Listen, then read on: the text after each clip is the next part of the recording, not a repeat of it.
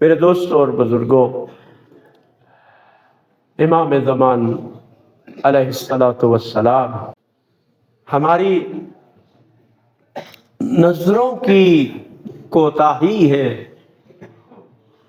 اور یہ ہماری کوتاہ بینی ہے کہ ہم ان کو نہیں دیکھ سکتے۔ ہم نابینا ہیں،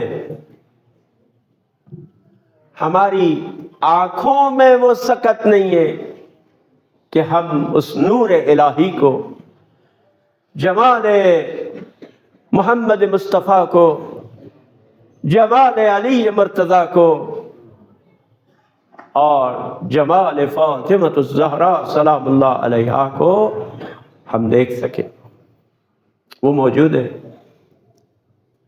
امام موجود ہے، ہم سب ان کے سامنے ہیں، ہمارے خیالات، ہمارے افکار سے وہ آگاہ ہیں، وہ ہمیں ہمارے والدین سے زیادہ جانتے ہیں، لیکن ہم ان سے غافل ہیں۔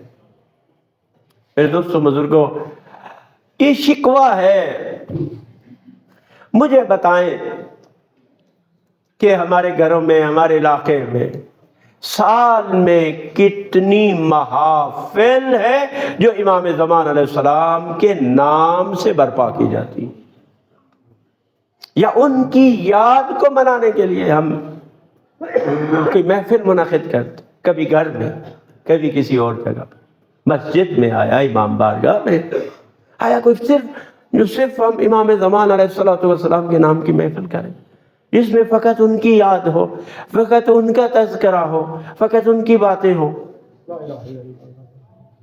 نہیں، بہت کم ہے میرے دوستوں، بہت کم ہے، بہت کم، جبکہ وہ ہمیں یاد کرتے ہیں۔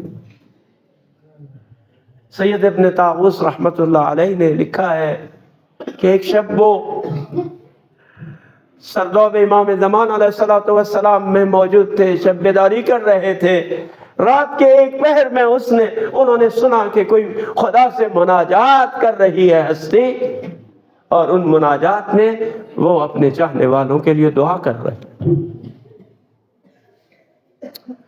تو یہ امام زمان علیہ السلام کے ایام ہیں۔ میرے دوستو، میری آپ سے گزارش ہے کہ ابھی یہ شعبان کا مہینہ باقی ہے، جس طرح آپ دیکھیں میلاد مناتی ہے دنیا، پورا مہینہ میلاد مناتے ہیں، کیا ہم یہ پورا مہینہ امام زمان کے نام سے میلاد نہیں منا سکتے؟ کیا ہم کوئی گھر میں جس میں یاد امام زمان و محفل نہیں منعقد کر سکتے؟